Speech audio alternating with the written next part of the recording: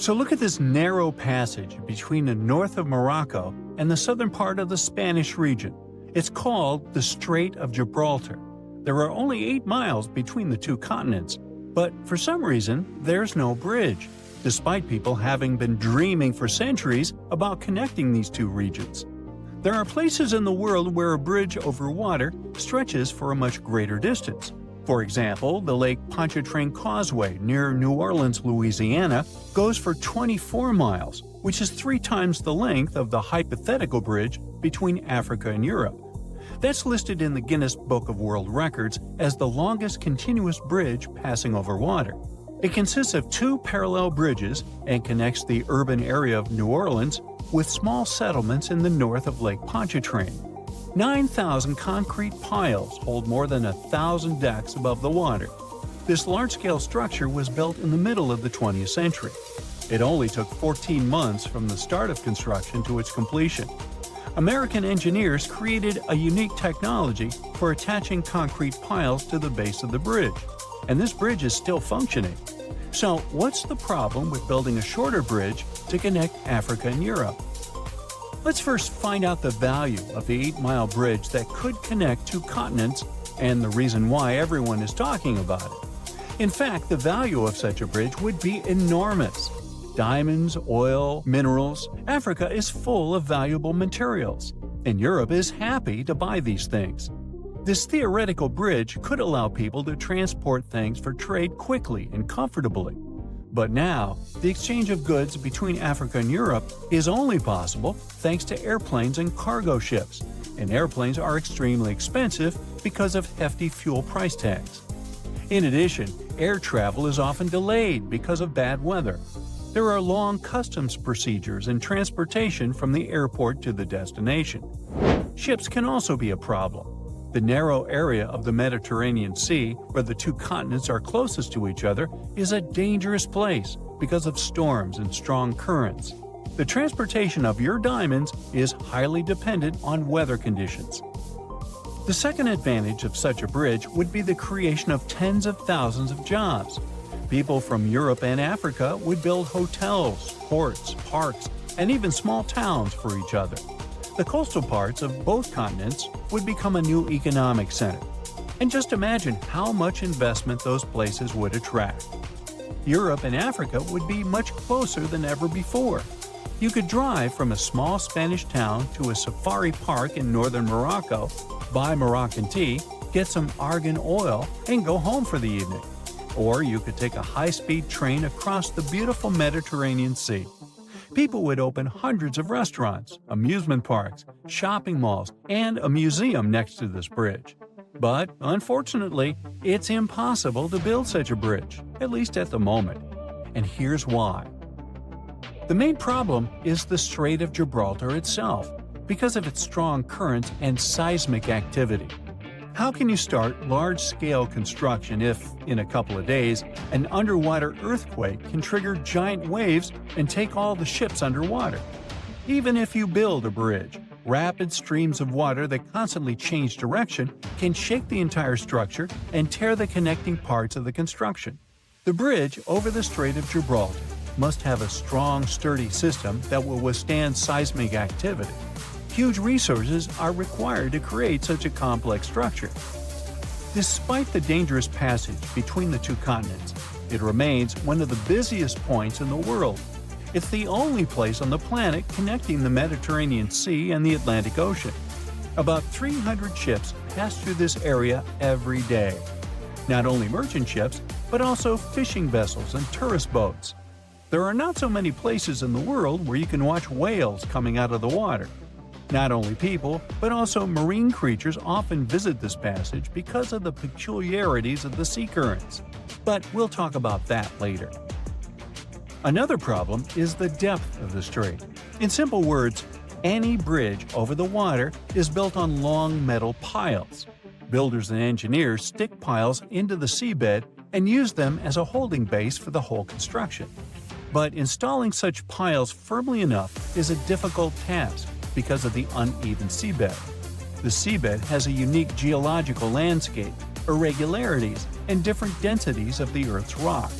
There are also reefs, rocks, and pits. Any seabed requires extensive geological studies before piles are installed. However, the bottom of the Strait of Gibraltar is especially difficult because of its depth, almost 3,000 feet. It's one of the deepest straits in the whole world.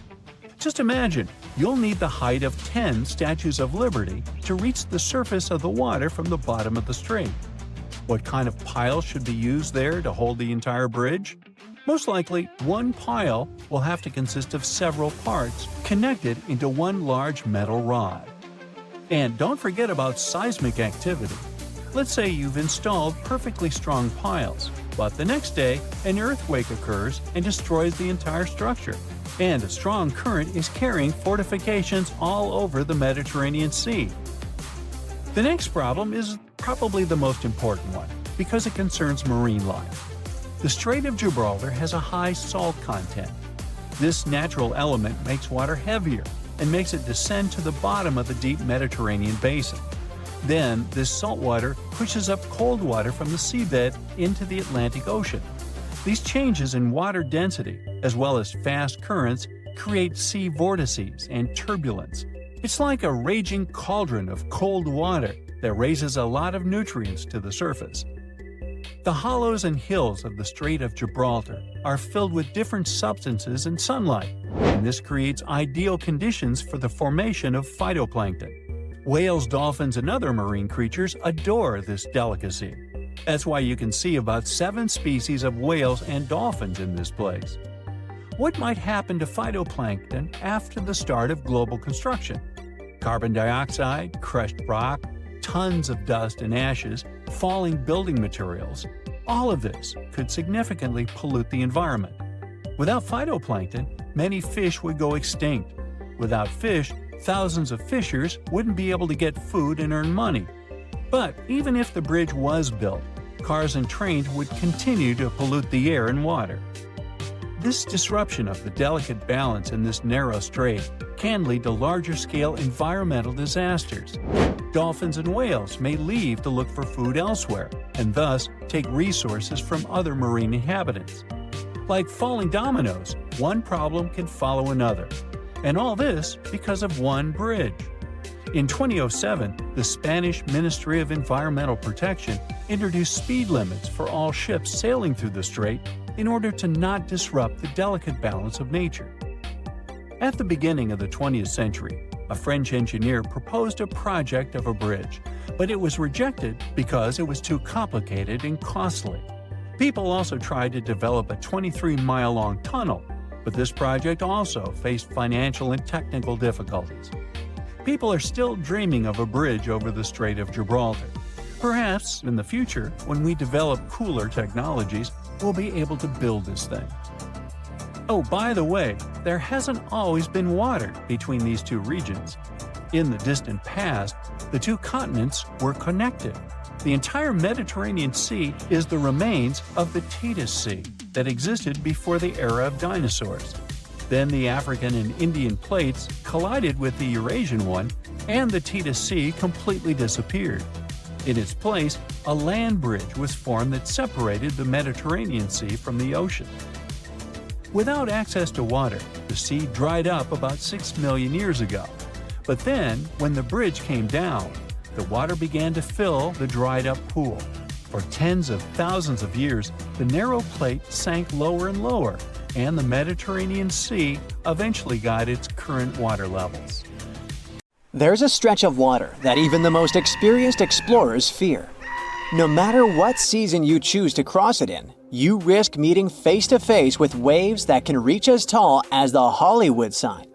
I'm talking about the Drake Passage, the waterway connecting the Pacific Ocean to the Atlantic Ocean, stretching from Cape Horn at South America's southernmost tip to Antarctica's South Shetland Islands. It's about as wide as the distance from London to Berlin and takes up to 48 hours to cross. Some sailors compare getting on the other side to going to the moon. That's how challenging it is. Even the man who discovered it, Sir Francis Drake, never sailed these waters because they seemed too dangerous to him and opted for a calmer, although longer, Strait of Magellan. The passage took the lives of around 20,000 sailors and over 800 ships. Tourists who want to see Antarctica cross the Drake Passage on a regular basis, although it's still often called the world's most terrifying ocean crossing. The Antarctic Peninsula, where travelers go, isn't really part of Antarctica itself. It sticks out and points towards South America like two fingers almost touching it.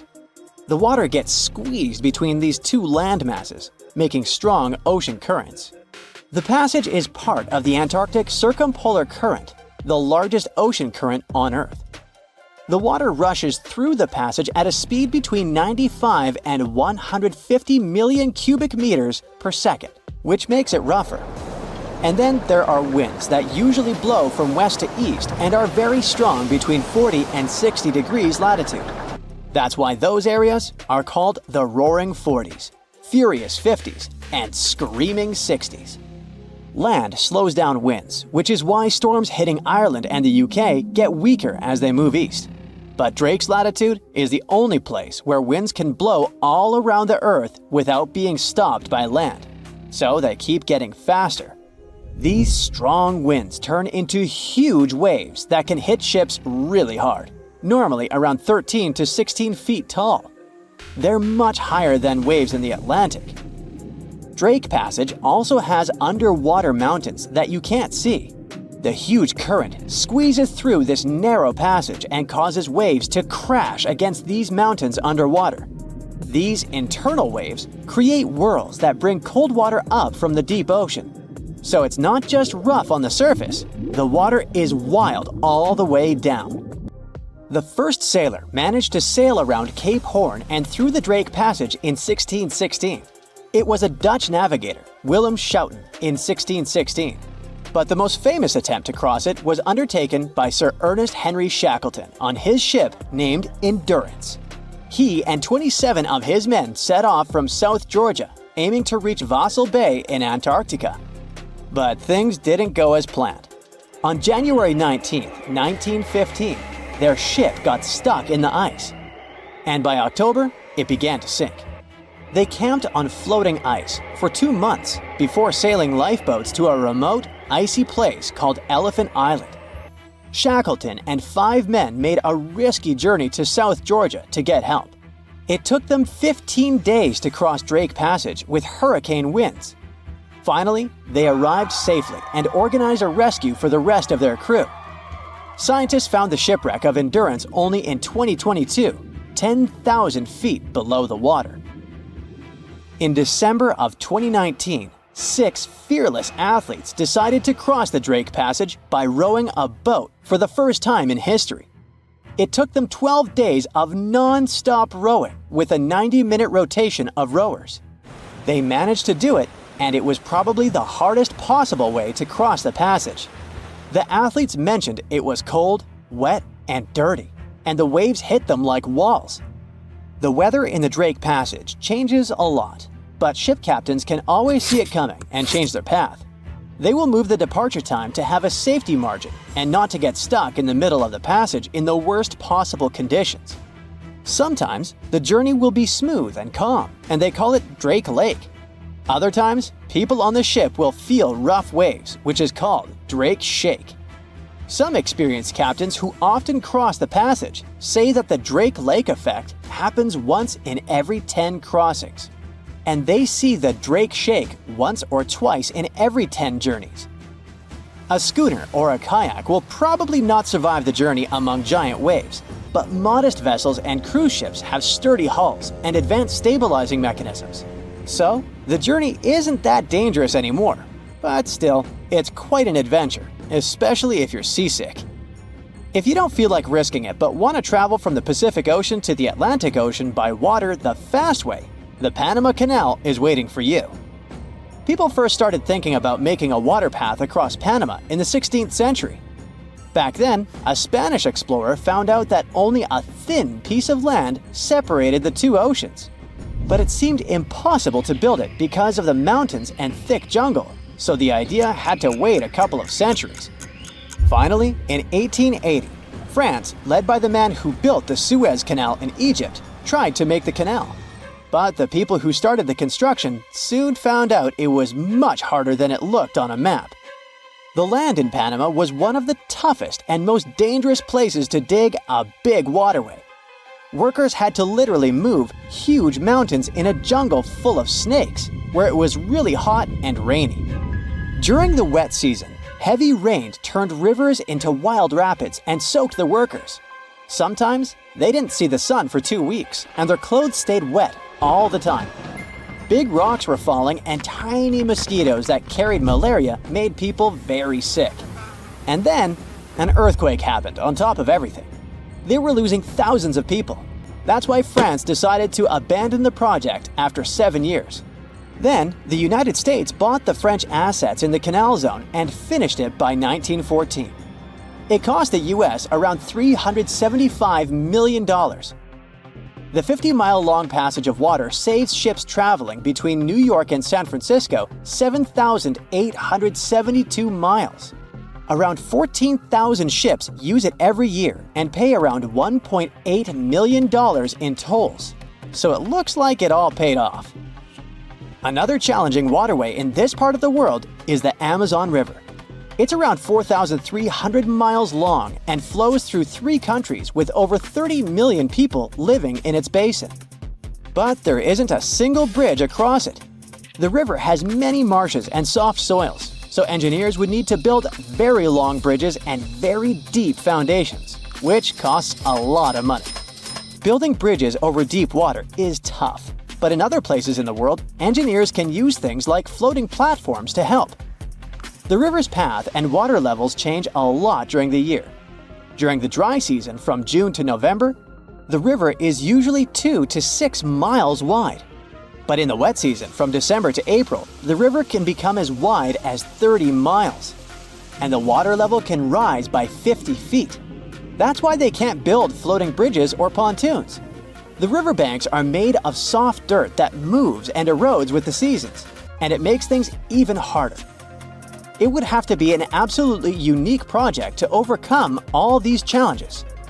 Luckily, there's no pressing need for a bridge across the Amazon right now. The river mostly goes through areas that are sparsely populated, so there aren't so many major roads to be connected by bridges. To build an underwater structure, you'll need some interesting engineering. A large bridge over a river or bay has its foundation rooted underwater. It's even more complicated with undersea tunnels. Underwater construction is challenging. Engineers need to deal with water pressure and corrosion from salt water. There's also a problem of finding suitable materials. The most typical of them are concrete, steel, and acrylic glass. Concrete doesn't care about water currents and doesn't get damaged by salt water. Steel provides underwater constructions with a strong structure.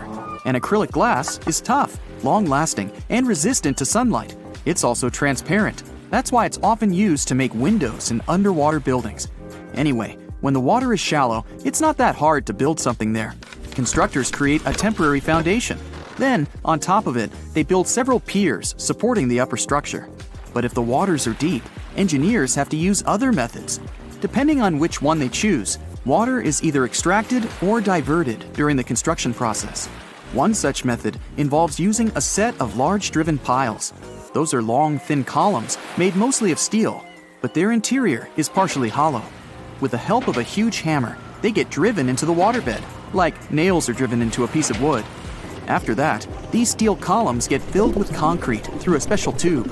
The concrete displaces the water that was in the pile before. Concrete has the ability to set even when it's surrounded by water. That's why driven piles eventually turn into a stable foundation for overwater and underwater constructions. Driven piles are a very cost-effective way of building something that has to be fixed in place. They prevent things from being moved by the water current. Another way to build underwater structures is cofferdams.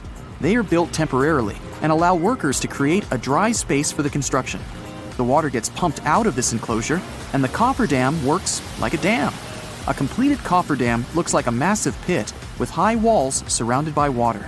Cofferdams are made of rocks, steel, and even dirt. These constructions can be built fast and removed even faster. But the process of putting up a cofferdam is complicated and challenging for engineers. They have to make sure the structure won't flood or collapse.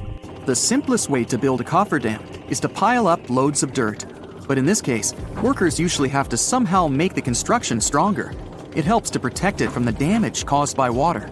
Once the cofferdam is ready, pumps extract the water from its interior. Sometimes it's too expensive to build a very deep and strong cofferdam. In this case, constructors use several powerful pumps that get rid of excess water when it seeps through the cofferdam walls. If a cofferdam starts to fail, this process is slow and, luckily, predictable. On the construction site, there are not only main but also backup pumps. In case of emergency, they can kick into overdrive.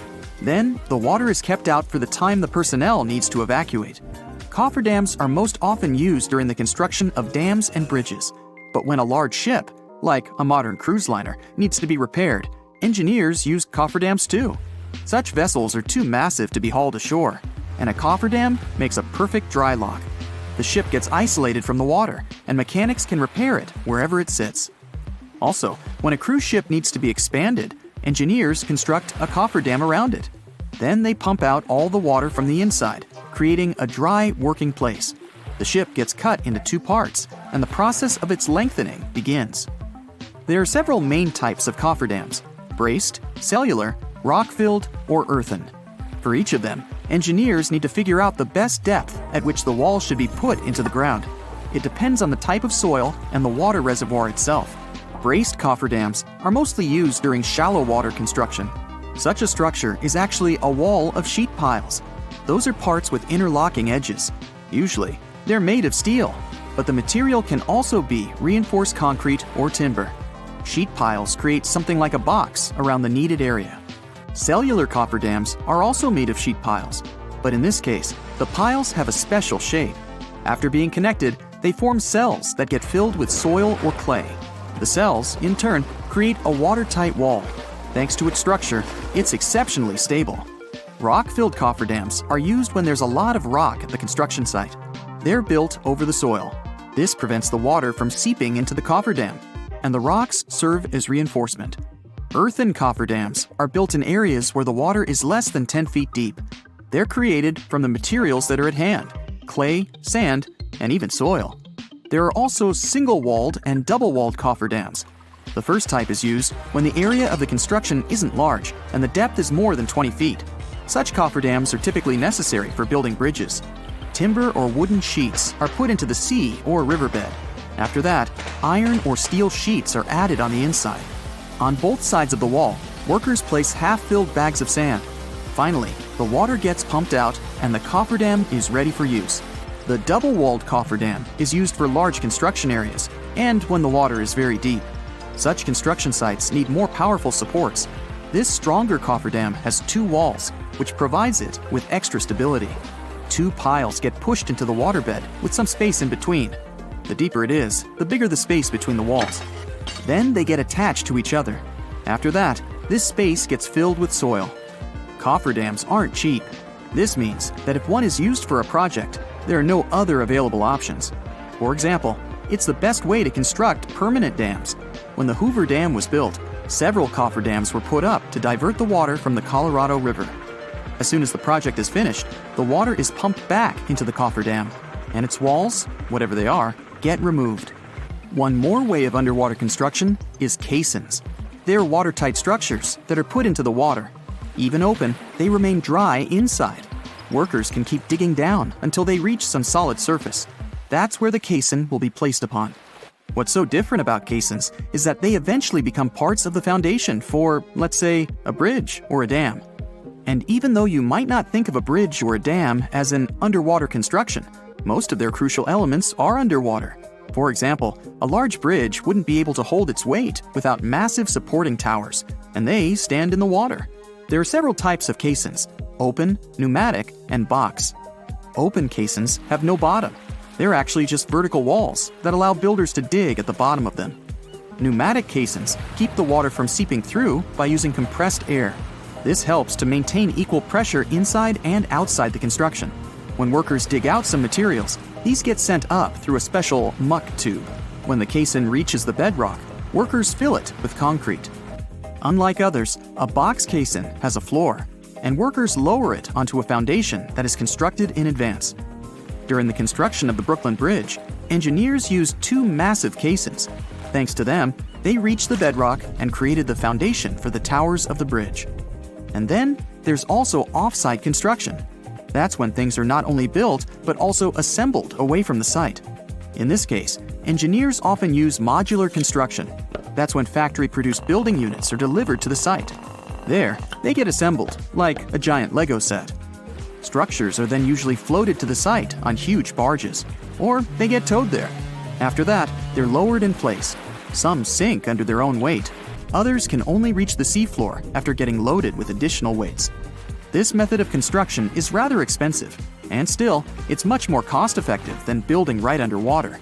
The latter needs skilled engineers and unique tools, and don't forget about the risks. But what about underwater tunnels? How on earth are they constructed? Modern tunnels are usually built with the help of massive tunnel boring machines. They even have a nickname, moles. Even though such a mechanism has an exorbitant price, several $1 million, it needs little time to create a long tunnel. The machine moves forward very slowly. It has a special circular plate with rotating disc cutters. They can easily chew through solid rock. The rock is then dropped onto an outboard conveyor belt. Another mechanism uses this rock to construct the tunnel's lining in the mole's wake. This way, the mole not only excavates the tunnel, but also reinforces the walls that will later support it. This method, and 11 huge tunnel boring machines, was used to build the 32-mile-long Channel Tunnel, and the whole process took only 3 years. Cut and cover is another method of creating a tunnel underwater. First, workers dig a trench in the ocean floor or riverbed. Then, they put concrete or steel tubes there, made in advance. After the tubes get covered with a thick layer of rock, the sections are connected. All workers have to do is pump out the water. That's how the Ted Williams Tunnel, connecting Logan Airport with South Boston, was built. There, they used 12 enormous steel tubes, more than 300 feet each, and the tubes contained already fully constructed roads. You'd be surprised to find out the life-changing discoveries a person can make just by browsing Google Maps. Like this guy, who found a suspicious crater and might have made a major scientific discovery. In 2024, Canadian Joël Lupoint was planning a casual camping trip in his homeland. He opened Google Earth and zoomed in Quebec's Côte-Nord region. That's when he saw it, this unusual rounded structure. The measurement was impressive, 9.3 miles from one point to another, and there seemed to be a lake next to it. He was quick to print the screen and sent the image to a French geophysicist to see if he knew anything about it. Most times these images turn out to be nothing, or simply Google Earth watermarks.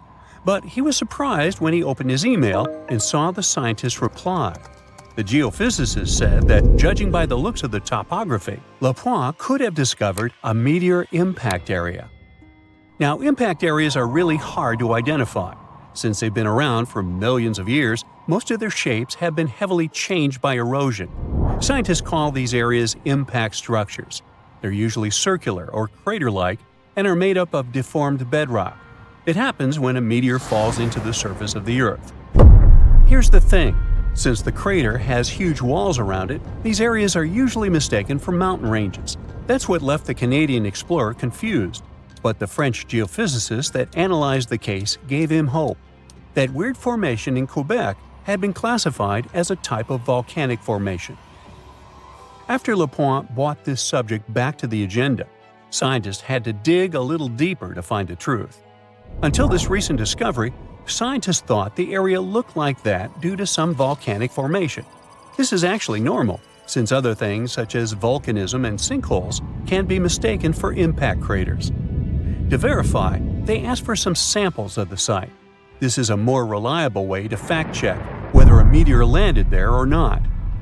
When the meteor hits the Earth, it brings different types of minerals from outer space. That's the wonderful thing about impact craters. They reveal a link between Earth and the outside universe. By now, scientists have cataloged most of the minerals that are native to our planet. When they're searching for an impact structure, they usually look for things such as tiinite and chemisite, which can only be found in meteors. The biggest known impact crater in the world is the Vredefort crater, located in South Africa. This big thing was formed some 4 billion years ago. The asteroid that made it is estimated to have been one of the largest ever to strike planet Earth. When the researchers got the results of the site back in Canada, They did confirm that it contained zircon, a mineral that tends to show areas of impact. There's no way to guarantee that LaPointe really found an impact crater, but scientists are organizing a research mission over to the area just to make sure. If it turns out that it really is an impact crater, that's pretty huge news, since the last discovery was made in 2013. Another one of these mesmerizing discoveries came from a 15-year-old boy. William Goddery was also a Canadian, and for some reason loved looking for long-lost Mayan cities. Different from the previous story, William had an intention and a research methodology. He had studied many books on Mayan civilizations. He believed that Mayans built their cities in relation to the stars in the sky. So he opened a book and mapped all the cities that have already been unearthed. And that's when he noticed something important. There is an area in the Yucatan Peninsula in Mexico where archaeologists have unearthed 2 Mayan cities. But on the constellation map, there are 3 stars. He thought to himself, could this mean there is a lost city waiting to be discovered nearby? William Goddery is known to be a science genius and has even won an award for this constellation theory. When he noticed that a 3rd city was missing from the 23rd constellation he was examining, he began to search Google Earth for satellite pictures that could help him solve this mystery. Advances in satellite tech have shed new light on long-lost Mayan cities such as Tikal.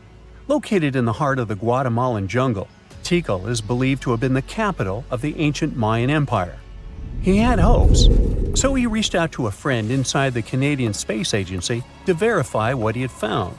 Since he had already won awards for his research, he had friends in high places, and that's when things got interesting. According to the images, there was a large square area on the border of Mexico and Belize that looked like the remains of a city. William took the images to a remote sensing expert. They studied the images thoroughly and concluded that the area could be housing 30 buildings and even a large pyramid. William named the new city discovered as Mouth of Fire. However, his theory was very much contested inside the archaeological community, and many Mayan experts worked to debunk William's findings. Experts say that constellation theories are too unscientific. Renowned anthropologists and astronomers said William's methodology was an act of creative imagination. Still, a 15-year-old teen almost found a long-lost Mayan city, which is pretty exciting if you ask me. What about these tiny dots that appeared on images of Google Earth? These strange spotted circles were found in the middle of the Algerian desert. A YouTuber browsing on Google Earth found these circles and discovered that people had been debating over their origin for years. He thought they were a glitch from satellite images. There are dozens of them, stretching for miles and miles in a straight line. They're far away from any town, road, or human activity, making it hard to understand if it was man-made or just a natural phenomenon. To settle this mystery, he interviewed the people who took Google Earth's pictures. He found out they were 100% true. The circles were there in real life. They appear in multiple pictures from multiple years. Now, at first, he guessed they were the result of oil activity. Algeria is a rich area for natural resources, so this made sense. To find out if the area is worth extracting, companies usually undertake seismic surveys. They're a way of analyzing the Earth's surface by sending shock waves into the ground. Depending on how these waves bounce back, you'll know what is located underground. There was another possibility. The Sahara is a very dry area of the planet. The average high temperatures in summer are over 104 degrees Fahrenheit. To survive there, people need to find ways of accessing water. So his second guess was that the circles were kind of ruin or leftover from ancient water wells. But when he talked to an expert, he found out they weren't ancient water wells. You can see some of these traditional constructions in other cities on Google Earth, and they look really different from the mysterious circles. He decided to travel over to Algeria to find out the truth. He drove 99 miles into the heart of the desert, and when he gets there, he sees it. A huge crater dug on the sand, surrounded by 12 smaller holes. It kind of looked like the ancestor of a modern clock. There, he found something he couldn't spot on Google Earth: thin metal wires. When the curious YouTuber and his teams started to dig in the sand, they found old dynamite and some sardine cans. Apparently, they were hiding the truth. The Sahara Circles, as they were famously called, were not the historical leftovers of seismic surveying. Back at the time when these circles were made, this technology didn't even exist, but they were sure related to oil exploration. The dynamite holes were an ancient method of oil searching, and the sardine cans? Well, they were left by the workers who were exploring the region. Another Google Earth mystery solved. A mega drought might hit Australia soon, and this isn't just about a couple of dry seasons. We're talking about 20 years of little or no rain. While Australia could be facing the longest and most devastating drought since official records began, the rest of the world might struggle to buy bread, flour, or cereals. Energy prices are likely to spike globally, and neighboring countries like New Zealand, Indonesia, and Malaysia must be prepared to receive Australians directly affected by the lack of water. To truly understand how severe this situation could become, we should first examine past disasters. First off, Australia is no stranger to droughts, and this phenomenon can happen across their entire territory. From 2017 to 2019, the southeast part of the country went through what they call the tinderbox drought. This was a severe bone-dry event where the cooler months saw only about half the usual rainfall. Parts of Australia became so dry that wildfires were a constant threat. Crops failed, and water was scarce. This drought was also thought to have contributed to the Black Summer fire disaster. By the end of 2019, bushfires were raging across the country on a scale never seen before, with people describing them as rivers of lava flowing down from treetops. The losses were staggering. The tourist industry alone took a hit of $2.8 billion, and over 7,000 jobs disappeared as a result of this difficult period. The tinderbox drought was a big reminder of what Australia might face in the future. That's why it's so important to understand what happened in the past to get a full picture of a possible 20-year mega drought. But there is one problem. Even though droughts are relatively common in Australia, the rainfall data available until today isn't enough for researchers to predict the future, and our records only go back to around 1900. So experts decided to study tree rings to uncover missing environmental data. If you look at a tree stump, you'll notice concentric rings on its surface. As trees grow, they form new rings, and the thickness of these rings depends on how much water they get. During a megadrought, the rings appear thinner because the trees don't have much water. Unfortunately, these natural records usually only go back a few hundred years, and it only tells us about specific local conditions, not the situation across all of Australia. So, experts turn to computer models to simulate how Earth's climate changed from the year 850 to 2000. This approach helped them to paint a picture of when megadroughts might have occurred in Australia and how to predict what might happen in the future. But what they were really interested in was whether the human factor might be making this scenario worse over the years and if we are somehow intensifying these dry periods. So, are we to blame for these megadroughts? The short answer is, we're not sure yet. On one hand, dry periods in Australia do seem to last longer than they did before factories and machines became common. On the other hand, they don't seem to be getting more intense or happening more often than before industrial times. This means a drought lasting 20 years might not be directly linked to human activities. Actually, this kind of phenomenon is just a normal part of how rainfall changes in Australia over time. This is backed up by evidence from ice cores, which suggests that a 39-year drought hit eastern Australia around 800 years ago. What makes it all so fascinating is that there isn't just one cause for this phenomenon. I mean, there is no single mechanism that explains all cases of megadroughts. It happens because the right combination of ocean and atmospheric conditions come together, and you end up with a drought. And just by random chance, you might have periods where there are 100-year-long droughts. Despite what many people think, megadroughts are not geographically isolated. They have occurred on every continent except Antarctica over the past 2,000 years, and are often linked to natural events. For instance, megadroughts in North America and Southwest South America were driven by El Niño, where the Pacific Ocean near the equator gets warmer than usual, disturbing normal weather patterns. They are not rare events either. In fact, the U.S. Southwest has been experiencing a megadrought since 2000. It's being considered the driest period in 1,200 years for the region. Major reservoirs like Lake Mead and Lake Powell are at low levels. Heat waves are hitting cities like Phoenix and Las Vegas harder than ever. And wildfires are happening more frequently as the land gets drier. Now, let's think about the future.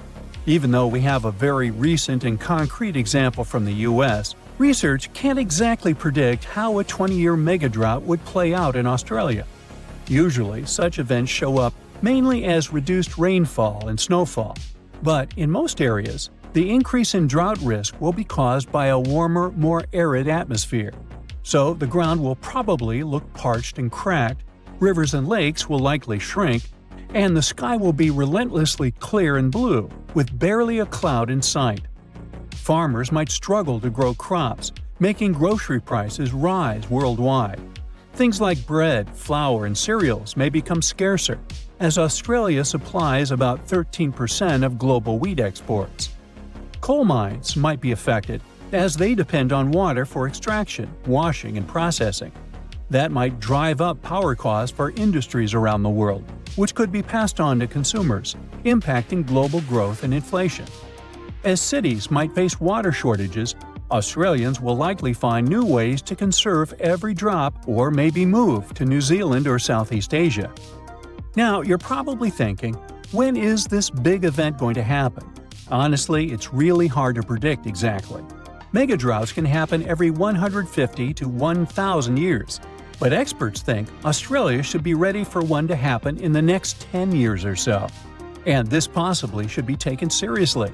This phenomenon has been known to contribute to the collapse of entire civilizations. Take the Akkadians of Mesopotamia, who built the world's first empire more than 4,000 years ago. Studies of moisture at the ruins of Akkadian cities suggest that they experienced a massive drought lasting 300 years, and this may have led to their collapse. A similar thing happened to the Assyrian Empire, which existed over 2,700 years ago, in what is now northern Iraq. For years, it was a real mystery why they left their capital of Nineveh and never returned. But recent studies of a stalagmite in the Cunaba cave revealed that the rise and fall of the empire coincided with a wet period followed by a 125-year-long mega-drought. Because they were very dependent on seasonal rain for agriculture, this dry period made their life much harder. Even though experts now believe they probably left because of the dryness, the question of where they went is still a mystery. So, yep, mega-droughts may have played a role in the collapse of great civilizations in the past. But on the positive side, we've come a long way since then, and recent climate technologies can help us prepare for events like this.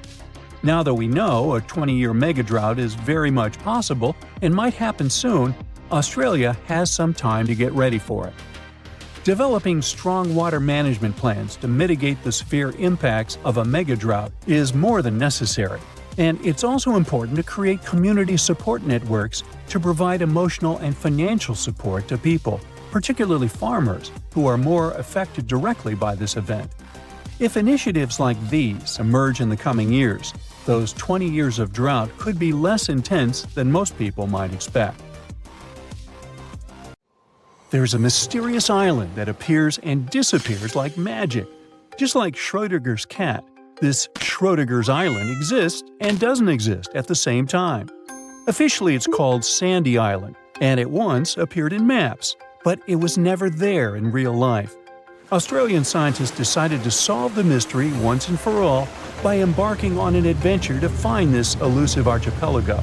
But when they reached the coordinates, all they found was endless blue waves. It's like the island was playing a game of hide-and-seek with them.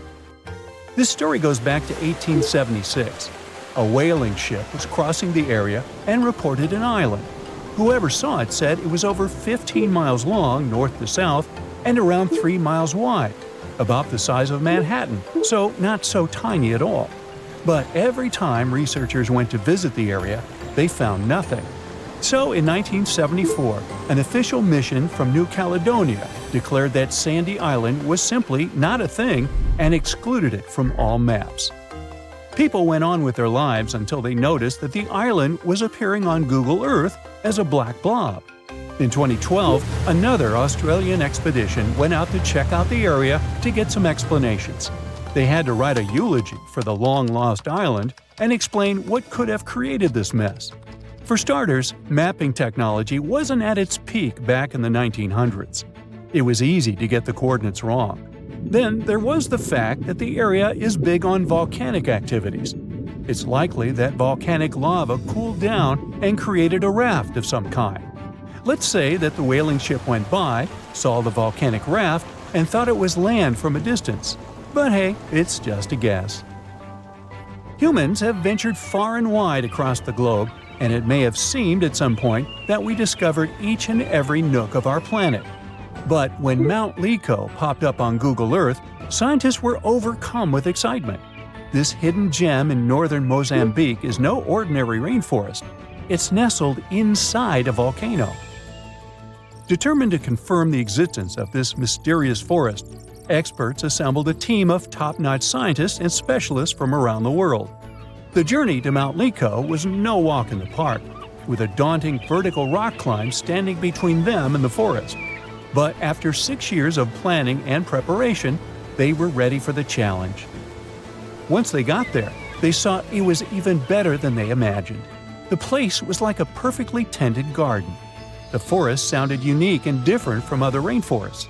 There were some insanely huge caterpillars that looked dangerous. And they even found ancient pots and evidence of an untouched human ecosystem. Ooh! Terra incognita means unknown land.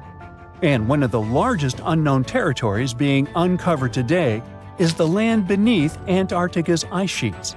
Below the snowy surface, there is an entirely new world of canyons, waterways, and lakes, which are now being mapped. One can't help but wonder, is there really liquid water below Antarctica's frozen surface? Yep. Water can exist without freezing due to pressure. The liquid water is the result of Earth's warm interior, and that's how we get things such as Lake Vostok. Now, you can't see it, but Lake Vostok is right here. Located in East Antarctica, it lies beneath 2.5 miles of thick ice. This huge lake is about 4,800 square miles. Humans could only discover it with the help of some top-notch technologies like seismic soundings and ice-penetrating radars. According to these scientists, it's likely that the lake has been there for up to 15 million years. Bhutan is on the map for, among other things, being the happiest country in all of Asia. But it kept a hidden gem for all these years, one of the world's tallest unclimbed mountains, Kunkar Pansum. Bhutan is enmeshed in the glorious Himalayan mountains. That's why the climbing community was beyond excited when they discovered an untouched mountain. Imagine being the first person to climb an unexplored peak. That would probably guarantee you a spot in the Guinness World Records for sure. The mountain has been untouched because of a Bhutanese law. For locals, the mountain peak is a sacred site, shrouded in mystery and legends. One of their beliefs is that the sacredness of climbing a mountain lies not in reaching its peak, but in truly communing with the mountain and enjoying the process. We got to admit, that is a bit of a newsflash for Westerners. If you're ever in the state of New York, make sure you check out the Aglo General Store. You'll have to drive somewhere around the Catskills to find a beautiful, grand, big nothing. Aglo is one of America's most famous paper towns, aka a fake town. But this case is different from Sandy Island. Aglo Town never existed, and it wasn't a mistake. You see, there's an old copyright practice amongst map makers. They add in paper towns so they can know when someone is simply copy-pasting their work. What they didn't expect is that this would get completely out of hand. Some say that one day a guy picked up a map at a gas station that had Aglo Town marked in it. The person decided to open a store over there and named it Aglo General Store. Some say the guy who opened this store faced a lawsuit from the map makers. Anyways, it only lasted enough years to become a national joke. Americans drove from all over the U.S. to get a picture of the town's fake welcome sign. And then we've got Bermeja Island, located in the Gulf of Mexico. This funky island appeared on many maps of the 16th and 17th centuries. It was probably drawn by Spanish explorers. Sure, the exact location varied from map to map, and its name sometimes appeared as Bermeja, but its existence was certain enough. The Bermeja Island was last seen in a 1921 Mexican map, and then, poof, it dropped out of the horizon altogether. People started talking and wondering, did the island sink? Was it destroyed? In 2009, 3 official investigations happened to search for the island. They used high-tech technologies to scour the Mexican seabed, but Bermeja was nowhere. Researchers had multiple guesses on what it could be. Let's delve on one of these ideas. The idea was probably made up by old-day explorers to mislead their enemies in search of land and gold. Well, that seems plausible. Now, let's take a look at Rio de Janeiro. Once, the city was filled with informal territories. These places are known as slums or favelas. They're like mini-cities inside the big city. Some favelas are known to be underprivileged territories, where dwellers don't get the same urban perks as other citizens, such as the sewage system and garbage pickups. These slums grew so quickly that the government didn't have time to keep track of their developments. So today, it's usually the dwellers themselves that name the streets and make do with whatever they have at their disposal. One of the biggest slums in Brazil is located in Rio de Janeiro, the so-called Hacienda, and it was only recognized as a neighborhood by the local government in the 1990s. Our own ocean floor is less mapped than Venus, Mars, and the Moon. In fact, 95% of our oceans are unexplored. Strange, right? We do have the available technology, which is mainly sonar soundings, sending wave sounds to the ocean bed and registering what they hear back. One of the main advantages of mapping the seabed more thoroughly would be to get more insight to marine hazards such as earthquakes, tsunamis, and volcanic eruptions. Plus, there are so many unidentified marine life. This could give us a great insight into preservation and discovering the true dynamics of our marine ecosystems. So get this, Taylor Swift takes a flight from Los Angeles to Tokyo that leaves at 10 a.m. on February 20th. She's on the plane for 12 hours, but she lands only at 2 p.m. the next day in Tokyo. That's a 28-hour difference. So, how did this time warp happen? Well, it's all because of this wonky line. This is the International Date Line. You know, that imaginary line that slices the globe in half and decides who gets to celebrate the new year first? It's the Line Islands, by the way. But crossing this line doesn't just make you feel like you've stepped into a transporter. It actually changes your day. Cross from east to west and boom, it's 24 hours later. If you travel in the opposite direction, crossing the line from the western side to the eastern side, you go back an entire calendar day. Now, you'd think that the International Date Line would be a nice, neat, straight line in the ocean where the time zones switch. But in reality, it's as if someone took a ruler and said, let's make this complicated. The line zigzags all over the place, wrapping around islands and causing all sorts of head-scratching confusion. For instance, Big Diomede Island and Little Diomede Island are only 2.5 miles apart, but have a 21-hour time difference. And things can get a little more complicated depending on which time zone a country follows. For example, if you travel 659 miles across the date line from Baker Island to Tokelau, you must add 25 hours. In other words, that's 1 day and 1 hour. And if that doesn't sound weird enough for you, wait, it gets crazier. When it's 6 o'clock in the morning on Thursday in New York, it's still Wednesday night in American Samoa. Meanwhile, over in Kiribati, it's already Friday. Yep, we're talking about 3 different calendar days happening at the same time because of this one imaginary crazy line. This phenomenon occurs every day between 10 o'clock and 10:59 in the morning. So, why does the International Date Line look so ridiculous in the first place? Well, great question. Although these zigzags may seem completely arbitrary, they actually have a logical basis. It's pretty much a made-up concept based on the Earth's rotation. The Earth is always spinning, thank goodness, and it takes about 24 hours, or a day, to complete one full rotation. To keep things in sync, people took the Earth and divided it into 24 time zones, each 15 degrees apart. But what is the starting point for a day on Earth? Well, basically, people needed to figure out which of these 24 zones or lines would be the starting line, or the chronocenter.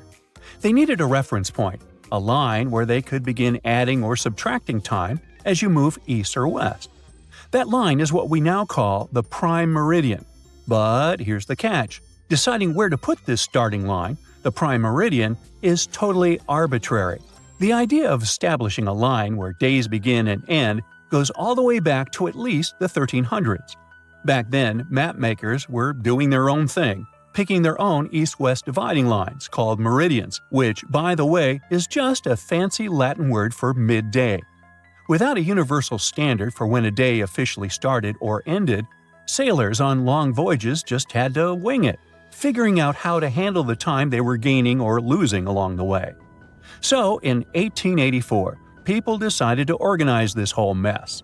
25 nations gathered at the prestigious International Meridian Conference in the United States with one big goal: to decide on a line that would serve as the official prime meridian. Finally, like it or not, they were determined to create the international date line that the whole world would accept and would follow from that point forward. The prime meridian was established in Greenwich, England, and the international date line was placed on the opposite side, running through the 180th meridian. Well, sounds simple, right? But that's when the nightmare really began. The chosen international date line didn't just wander through uninhabited areas. Oh no! It split some countries in half and created all sorts of chaos. I mean, if you divide the world with a completely straight vertical line, you end up with situations where half of a country is one day ahead and the other half is one day behind. Take Kiribati, for example. The country is primarily centered in the Gilbert Islands, which sits just west of the international date line. However, in 1979, their territory got a little bigger with the Phoenix and Line Islands, which are way east of the date line. Suddenly, Kiribati was straddling the international date line. This created a bit of a headache for businesses. Folks on either side could only communicate by radio or phone for 4 weekdays a week. Now, to fix this quirky situation, Kiribati decided to skip Saturday, December 31st, 1994, right off the calendar. So Friday, December 30th, turned into Sunday, January 1st, 1995. And just like that, New Year's Day came a day early. Woohoo! After that, the date line moved eastward to go around the entire country. So the same thing that happened to Kiribati happened to other countries as well. For example, when they got to the Aleutian Islands in Alaska, the line made another detour to include them. And when they got south of the equator, well, guess what? Another eastward bend to cover even more islands. And that's pretty much why the straight line started to get a bit ziggy-zaggy. This wonky line is designed to avoid land as much as possible, so there's less hassle when it comes to changing days. So, no, you can't stand between the international date line, like having one foot in one day and the other in the next. But you can cross it by boat. In fact, some fancy trans-Pacific cruises even offer a time travel package for adventurous travelers who want to cross the line and jump into the future. Now, in the end, the international date line looks this ridiculous because it was constructed based on a series of arbitrary decisions, historical quirks, and a whole lot of confusion. But it's not just because people organized it in the 19th century that there is no confusion regarding time zones today. Another thing that the prime meridian establishes is Coordinated Universal Time, the famous UTC. Now, UTC never changes for daylight savings time or anything else. However, in 1908, Canada decided to spice things up by creating Daylight Saving Time, or DST. Their idea was to set the clocks 1 hour ahead of Standard Time to make better use of sunlight in the spring and summer and fall evenings. The idea was so brilliant that most countries jumped on board, but not everyone. Just look at Nepal. They have never ever used the Daylight Savings Time, which means their clocks do not change throughout the entire year. As you probably know, countries with large territories often have more than one time zone. Just like the United States, which has 11 time zones. Australia has 9, while India is a special case. Look, India is a big country with an area that stretches around 1,800 miles from west to east. So it should have 3 time zones in total, but they only have 1. This means that the sun rises almost 90 minutes earlier in Dong in the Far East than in Guharmoti in the West. And why do they have only 1 time zone? Well, basically, because they can. Just remember that the international dateline and time zones are invisible, artificial, and now you know, totally arbitrary. So if a country wants to stick with just 1 time zone to simplify processes and business operations within its border, then hey, why not? Do you know how many continents there are on Earth? That's an easy one, 7. But wait a second, aren't Europe and Asia one large continent, Eurasia? It looks so when you look at the world map. Well, scientists think differently. They don't just look at bodies of land sticking out of the sea. Geoscientists study the types of rock that continents are made from. When you see the world from their perspective, the number of continents actually increases. Yes, they are not a myth. Lost continents exist, or at least they used to. They are hiding under other land masses. Peekaboo! Researchers have recently discovered one continent just like that. It's called Greater Adria. Sound familiar? Yes, it has something to do with the Adriatic Sea. This lost continent is completely buried under Europe. It collided with Europe and started to sink under it a long time ago.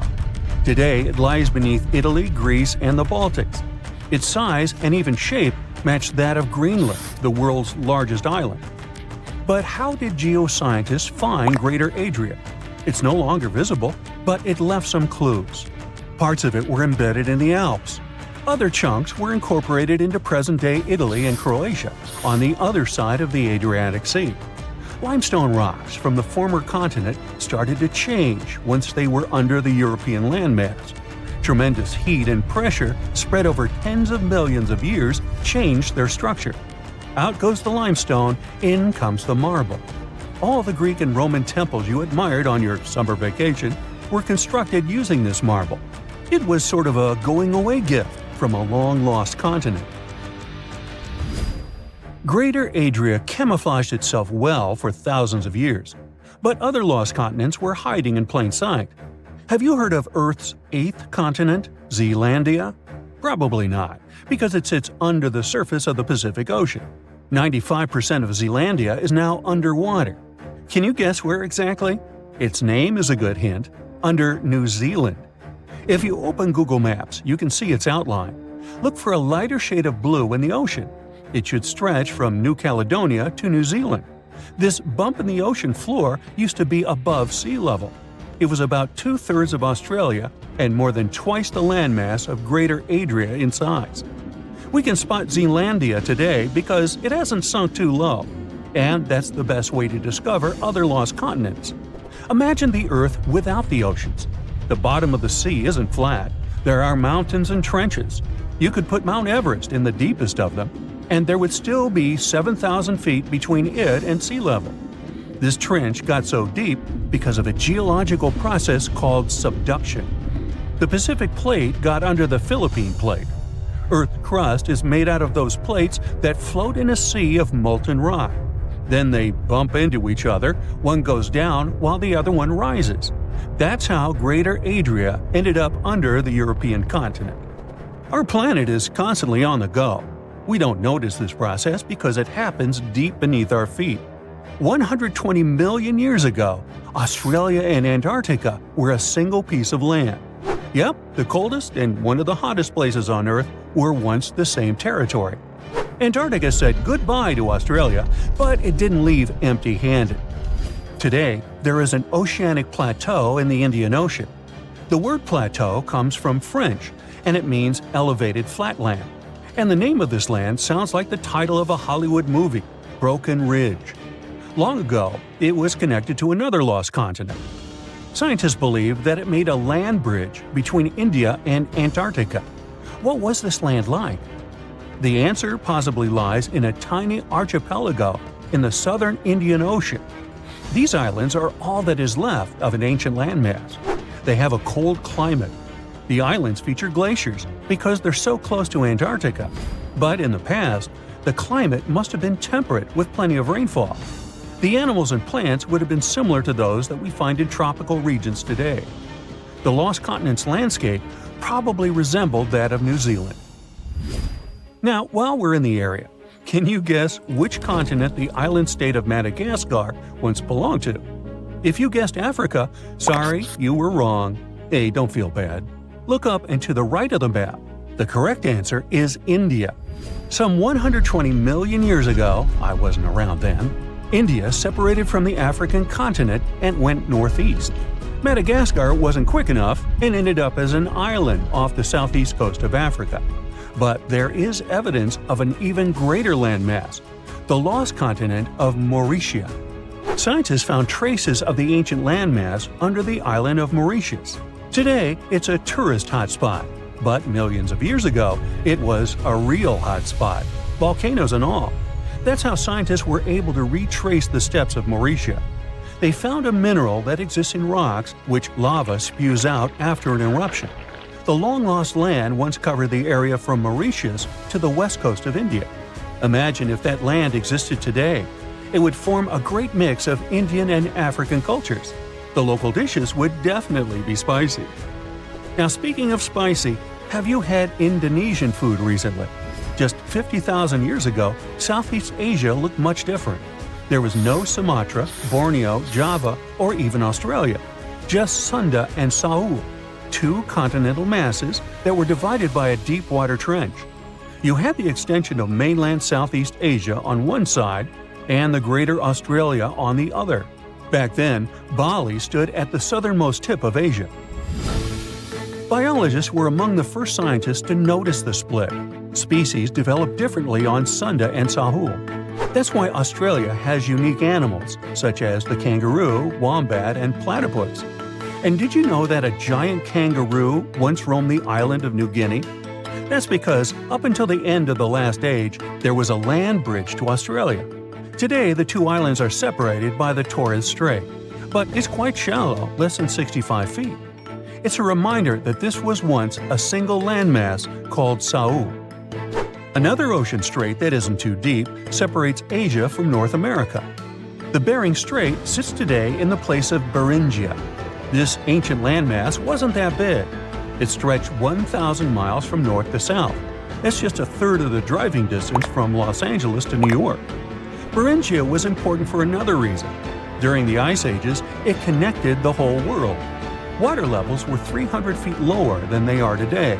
If they went even lower, you could walk from the Cape of Good Hope in Africa all the way to Cape Horn in South America. Talk about the ultimate backpacking route.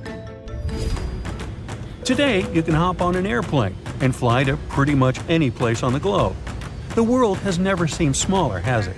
Well, it has. Some 300 to 200 million years ago, we were all one world, literally. Pangaea was a supercontinent that included all of the continents. Its name is in Greek, and it simply means all Earth. But Pangaea started to crack up. The biggest gap formed between the Americas on one side and Europe and Africa on the other. Seawater soon started pouring in, and that's how we got the Atlantic Ocean. This process is by no means over. While you are watching this video, North America is drifting further and further away from Europe at the rate of 1 inch per year. Doesn't seem much when compared to the average human lifespan, but in the end, all the continents will reconnect with each other, forming a supercontinent. And it wouldn't be the first time in Earth history that this happens. Honestly, I'm not going to wait around for that. The last time this volcano erupted was about 500 years ago, but recently, small tremors have grown really frequent, to such an extent that scientists have been recording more than 1,000 a month. I'm talking about the Campi Flegrei supervolcano in Italy. At one point, just a few weeks ago, the area was rattled by a 4.4 magnitude earthquake with 150 tremors in just one night. It was the strongest earthquake in over 40 years. A lot of locals spent the night in their cars, but in the morning, The shakes were followed by another earthquake, a bit weaker with a magnitude of 3.6. So, is Italy in danger? Well, the quake itself wasn't big enough to cause serious damage, but it evoked a lot of panic. At the moment, local authorities are working on grandiose emergency plans. If worse comes to worse, they'll have to evacuate hundreds of thousands of people. One of the reasons is the proximity of this area to Naples with more than 3 million inhabitants. At the moment, they're even considering an option of paying people to leave their homes. Right now, schools remain closed in the Campi Flegrei area. The authorities are allocating more than 500 million euros to ensure the safety of buildings and constructions in the area. A yellow alert is still in place in the region where 80,000 people live. There's the so-called red zone, which is the most dangerous area. There are 1,250 houses in this red zone, and all of them will be at high seismic risk if an eruption begins. Plus, more than twice as many will be at medium risk. Italy is a country prone to seismic activity, and Pozzuoli is a densely populated area that is located on one of the most dangerous supervolcanoes in Europe. Campi Flegrei has 24 hidden underground craters and dwarfs the better-known Vesuvius. Yes, the very volcano that wiped the ancient Roman city of Pompeii off the face of the earth in 79 CE. This city thrived near the base of Mount Vesuvius at the Bay of Naples. In the time of the early Roman Empire, 20,000 people lived in Pompeii. They were merchants, manufacturers, farmers, and others. The soil in the region was rich and fertile, so there were lots of orchards and vineyards. Strangely, no one knew that this black earth was the legacy of an earlier eruption of Mount Vesuvius. The area was a favorite summer destination for rich Romans. Sadly, at noon on August 24, 79 CE, all this prosperity came to an end. The peak of Mount Vesuvius exploded, sending a 10-mile-high mushroom cloud of ash and pumice into the stratosphere. For the next 12 hours, the eruption was wreaking havoc on the city. Volcanic ash and a hail of pumice stones, some of which were 3 inches in diameter, showered Pompeii. It forced the city's occupants to flee in terror. Around 2,000 people holed up in stone structures and cellars, paralyzed by fear. They hoped to wait out the eruption. Who knows? Maybe if they had decided to leave the city immediately after the beginning of the eruption, they would have had some chances to survive. A westerly wind protected the city from the first stages of the eruption. But soon, a giant cloud of hot ash and gas rushed down the western slope of Vesuvius. It engulfed the city, burning everything in its way. This disastrous cloud was followed by a flood of volcanic mud and rock, which completely buried the city. As if the volcano was making sure no one would survive, a cloud of toxic gas poured onto the city, finishing the lives of a few survivors on August 25th. A flow of rock and ash followed. It collapsed roofs and walls and turned the city into a giant cemetery. When a supervolcano erupts, the consequences are usually catastrophic. Supervolcanoes have at least once had an eruption with a volcanic explosivity index of 8, which is the largest recorded number on the index. Supervolcanoes are often extremely large, with no cone at all. That's because they're typically the remains of gigantic magma chambers that once flared up, leaving behind a caldera. They're usually located over hotspots and appear when huge volumes of magma are trying to escape from deep underground. Eventually, they burst through Earth's surface. Sometimes, all this magma gets stuck, unable to break through the planet's crust. And then, massive pools of pressurized magma gather at a depth of several miles. The pressure keeps growing because more and more magma is trying to get to the surface. At one point, a super eruption goes off. The most recent super eruption happened in New Zealand. Well, when I say recent, I meant around 26,500 years ago. That's when a supervolcano beneath the surface of Lake Taupo spewed into the air more than 300 cubic miles of ash and pumice. Imagine, 500,000 Great Pyramids of Giza flying up into the air at the same time. That's how incredibly powerful that eruption was. But the most exciting and confusing thing about the eruption was that the Taupo volcano didn't simply go off like many others. At first, everything was going as usual. Tons and tons of pressurized magma had built up under the surface, and the pressure was getting higher and higher. But after the rock cracked and the first portion of lava rushed out of the crater, something went wrong, and the supervolcano took a break. Only several months later, the disastrous eruption shook the ground. Thousands of tons of lava, rocks, and ash flew high into the atmosphere. The unusual pattern of Taupo still confuses scientists. The Indonesian eruption at Toba caldera 75,000 years ago was the largest eruption in the last 2 million years. Experts estimate that the eruption could have released hundreds of thousands of tons of sulfuric acid, which might have even caused a several-degree cooling of the planet's surface. But nowadays, the impact is hard to detect because of glaciers that covered the ground afterward. There are also several so-called supervolcanoes that haven't lived up to this name yet because they've never produced any super eruptions. For example, in 1883, Indonesian volcano Krakatoa went off.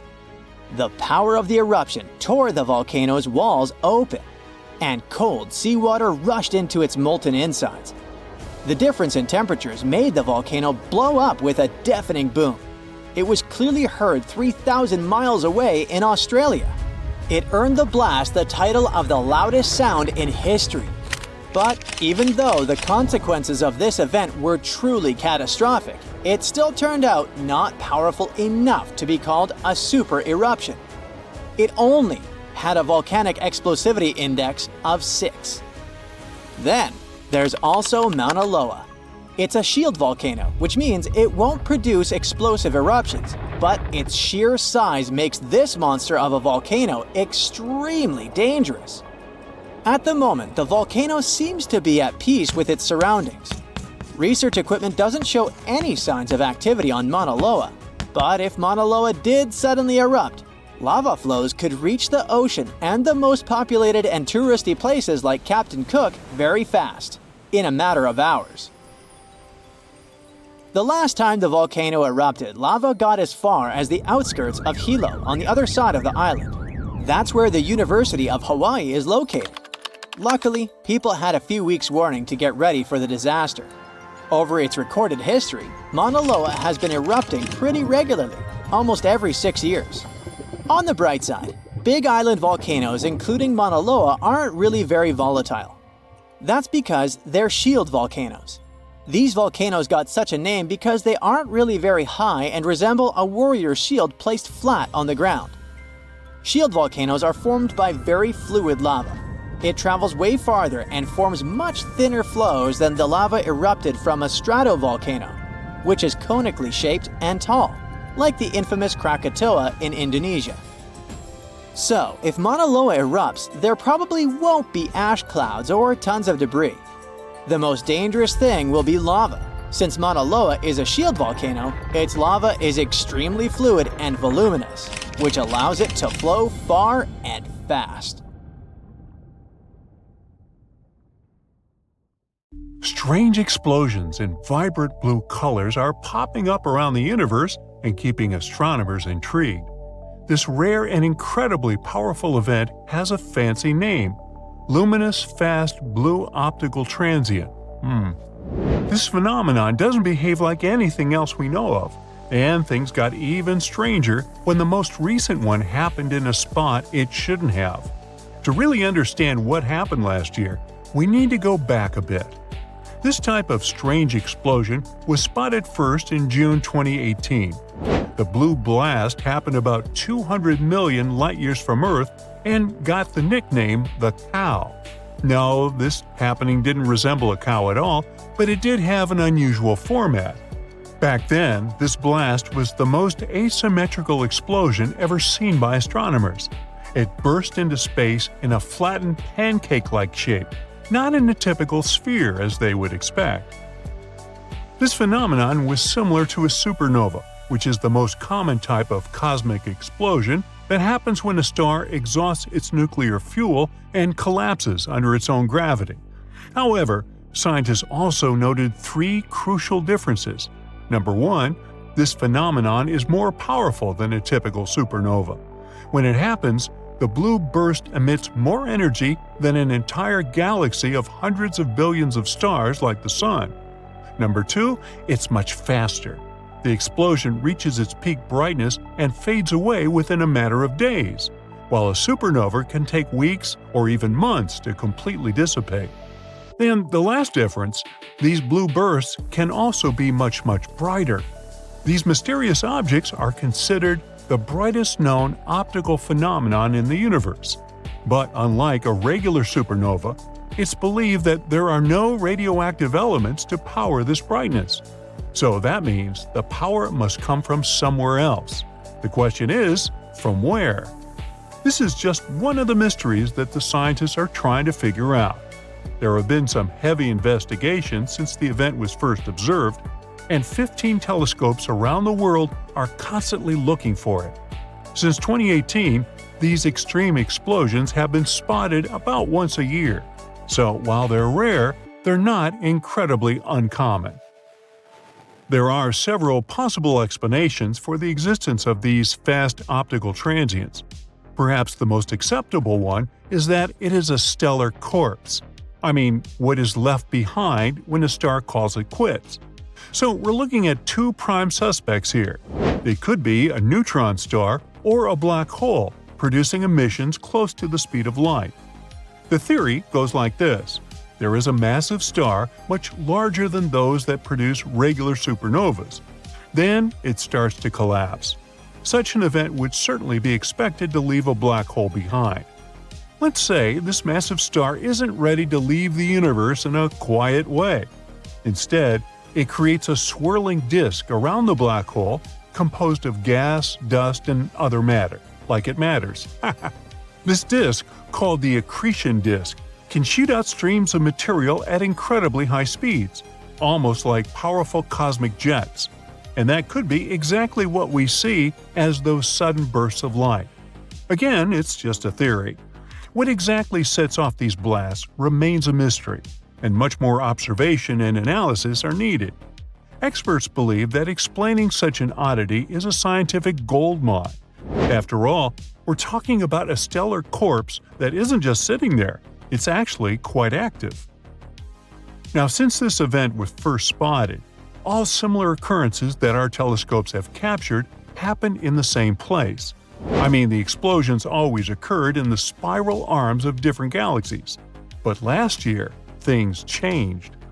The Hubble Space Telescope left scientists speechless in April 2023 when its images caught this same type of weird explosion happening for the first time in the middle of nowhere. Well, it didn't happen inside a galaxy as it was supposed to. It happened in the space between two of them. More precisely, about 50,000 light-years from a large spiral galaxy and about 15,000 light-years from a small one. This event is known today as the Finch. Oh great. So when we finally get closer to finding some answers, the unusual location of the Finch phenomenon came to mess it up again. So maybe there is another explanation for it. Speculation began soon after the discovery.